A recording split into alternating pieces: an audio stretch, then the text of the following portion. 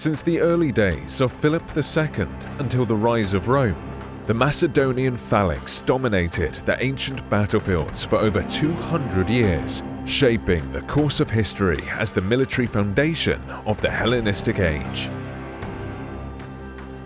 As the main infantry formation of all the successor kingdoms for more than 2 centuries, the phalanx was constantly adapted and modified. From the soldiers' equipment to combat spacing and structure, the phalanx included numerous versions, but always retained its trademark attribute, the impenetrable wall of pikes.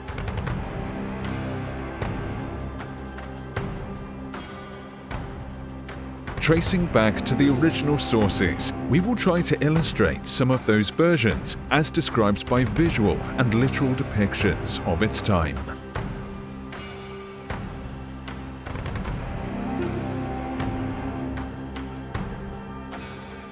In terms of soldiers' equipment, nothing was specific to the Macedonian phalanx itself, except for the famous sarisa pike. Armors, helmets, swords, and the pelter shield were part of the large military panoply employed by all soldiers between the 6th and 2nd century BC, regardless of their formation or fighting style. The most common armor of the era, as depicted on vases and paintings, is the so-called linothorax. Made of multiple layers of linen glued together, the linothorax was often reinforced with metal fittings or partial scale armor around the torso. Some theories suggest that versions of the same armor entirely made of leather, called spolas, were also in use, although both the name and existence is still debated. More common among the officers was the thorax, or thoracion, a fully metal breastplate covering the entire torso, and the hemithorax, the front half of the armor that only protected the chest. Underneath the various armors, the troops would wear a simple linen tunic, called a chiton. In certain situations, the chiton could have been used as the only form of defensive armor, usually in combination with a shoulder cloak, called exomis, as various tomb paintings depict.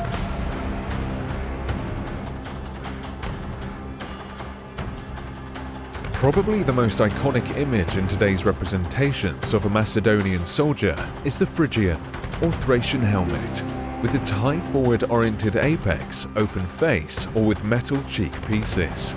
However, the simpler round or conical pilos is considered to be the most common type of helmet in use during that time.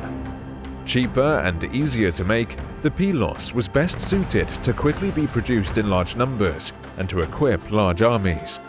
Other variants appear on different depictions, such as Attic, Chalcidian, or late versions of Thracian helmets, all being associated with the Macedonian phalanx at different moments in time. For the feet protection, the greaves or nemides are known to be in use in the Hellenistic era. It's still debated if the greaves were a standard issue among the phalanx, or only the more exposed first ranks were equipped with greaves.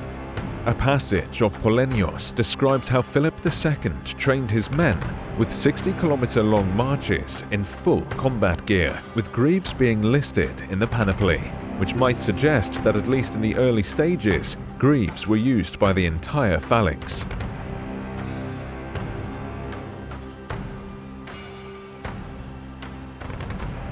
The final piece of defensive equipment was the small concave shield, or the pelter.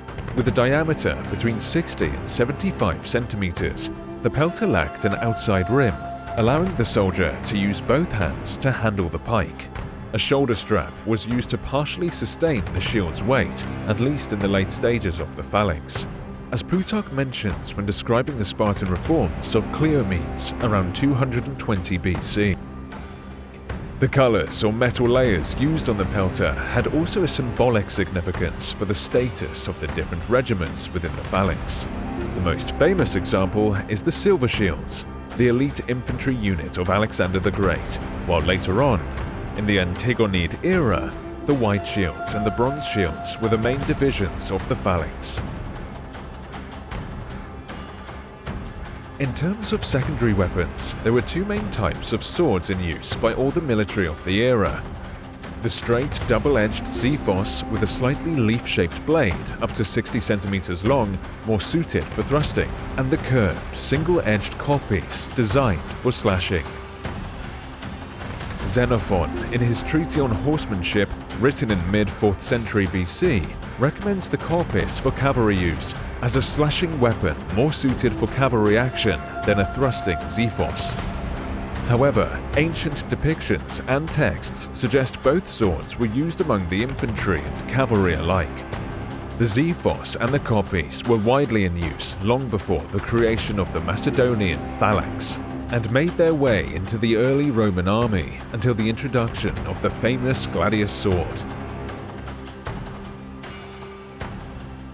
The final piece of equipment is the weapon that defined the Macedonian phalanx, the 4 to 7 meter long wooden pike, known as sarisa.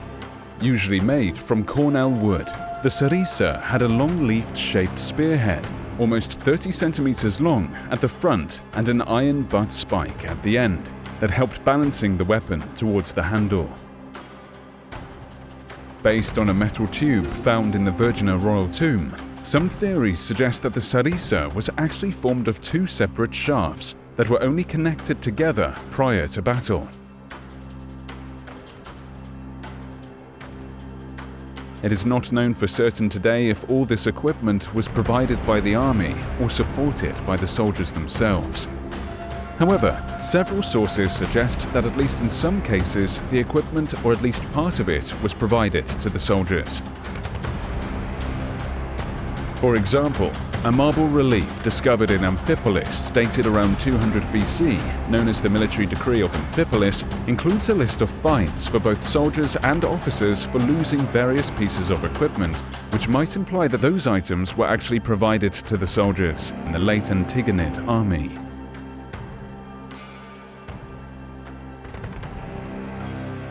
The structure of the Macedonian phalanx is described in detail by Asclepiodotus, a Greek writer from around 1st century BC, in his Tactics Manual.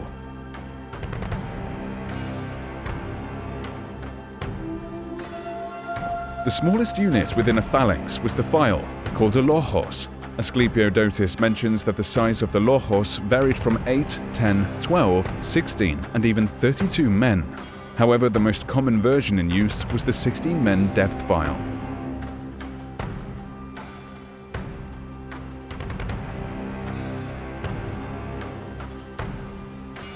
Two files formed a dilochia, in this case consisting of 32 men.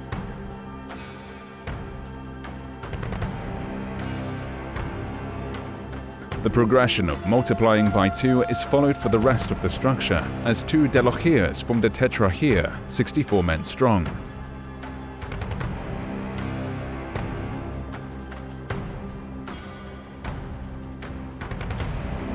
Two tetrarchias formed a 128-men tarxis, and finally, 2 tarxis would form a syntagma, a 256-men array arranged in 16 rows by 16 files. The syntagma was considered the basic tactical unit for the Macedonian phalanx, in a way the equivalent of a maniple for the Roman legion. As such, the combat principles, soldiers' roles, positioning, and the spacing between the files within a syntagma, as a core unit of the larger units of the phalanx, would be representative for the entire battle line, regardless of its length.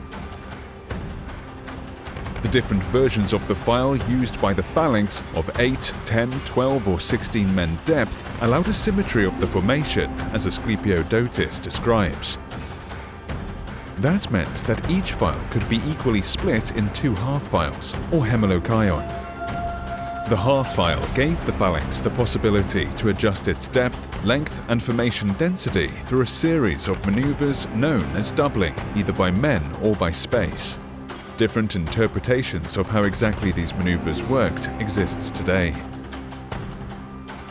One possible version of doubling by men assumed the rear half file stepping in and inserting between the existing intervals, creating a more compact formation of double its initial density within the same unit frontage.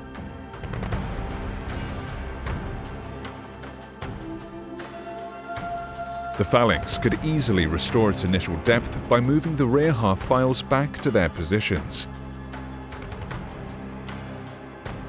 Doubling by space assumed all files initially opening their intervals to double their size.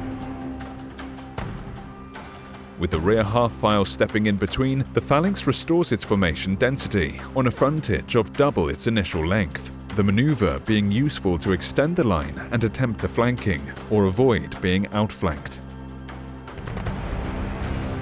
As these maneuvers show, the formation density of the phalanx is determined by the space allocated to each soldier, known as interval. In his manual, Asclepiodotus describes 3 such intervals between the soldiers. The open order, where soldiers are 4 cubits apart on all sides, a bit less than 2 meters. The distance includes the space occupied by the soldier itself. The intermediate order, 2 cubits apart, close to 1 meter on all sides, described as an attacking formation. The close order, of only 1 cubit on all sides, described as a defensive formation.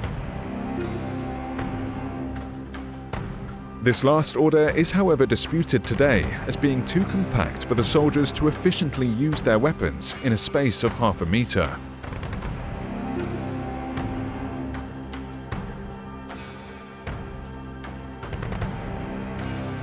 Although different intervals were probably in use, these exact numbers are however most likely purely theoretical or having a drill value only, as it is difficult to imagine that those soldiers would be able to follow those exact figures in battle, or even having files of perfectly equal size to each other. The only order that Asclepiodotus describes in detail is the intermediate one of 2 cubits, or the attacking order. In his example, he mentions the use of a 12-cubit sarisa, being roughly 5.5 meters long. Out of the 12 cubits, the first 10 are projected towards the enemy, extending beyond the shield, and the last are occupied by the soldier holding the weapon. The next 4 soldiers within the file, standing at 2 cubits behind each other, having their sarisa lowered, will also have their spearheads extended beyond the shield of the file leader, in 2-cubit succession, creating the famous 5 points towards the enemy formula.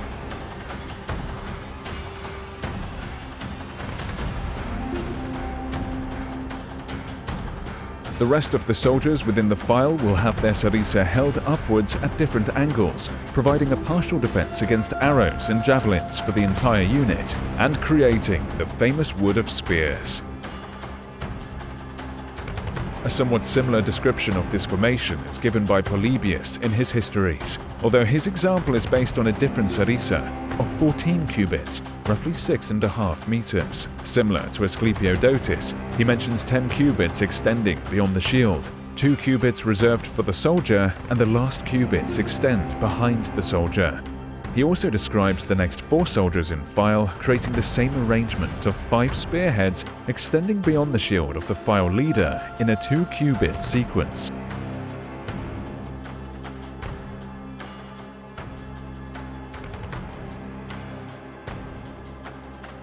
The 2 systems compared share many similarities. The roles of the first 5 soldiers in combat with the same 5 layers of spearheads extending towards the enemy, described by both authors.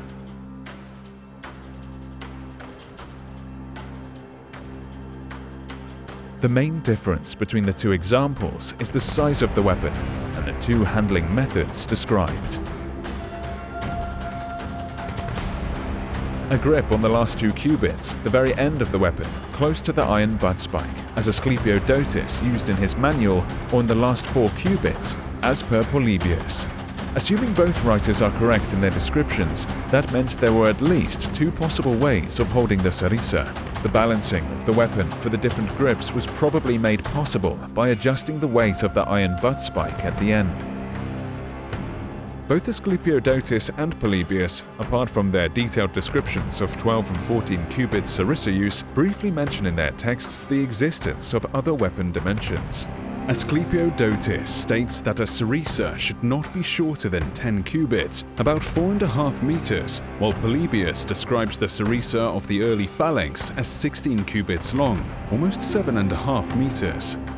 However, as their examples only cover formations using 12 and 14 cubit sarisa, no details are given of how the phalanx worked with the other weapon dimensions. Based on the same formula of pikes in a 2-cubit sequence, we can assume that, for example, the 10-cubit sarisa only allowed the first 4 soldiers to project their weapon forward, while with the 16-cubit sarisa, 6 soldiers within the file could extend their weapon.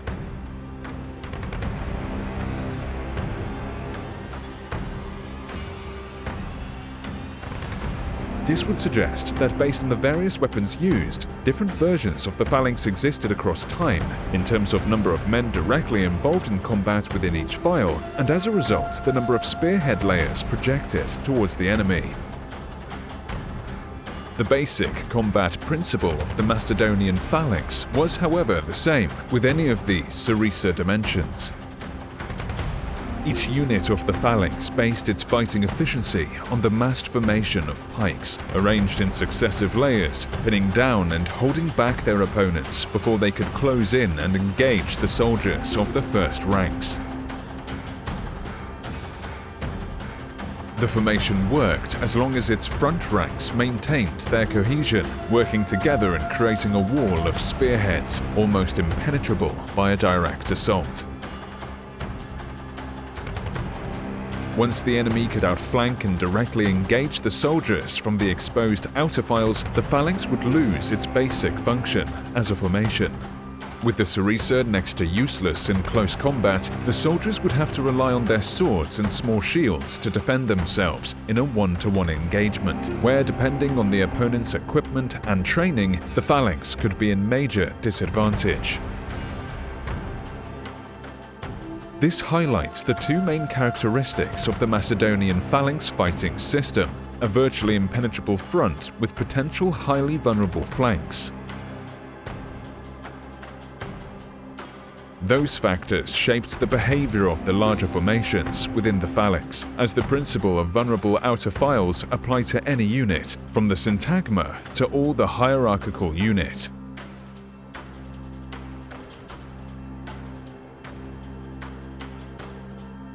The phalanx's requirement of keeping a rigid battle line in order to avoid gaps and expose outer files across the front had a direct impact on the formation's ability to perform tactical battlefield maneuvers, affecting its flexibility, subjects that will be covered in our next videos.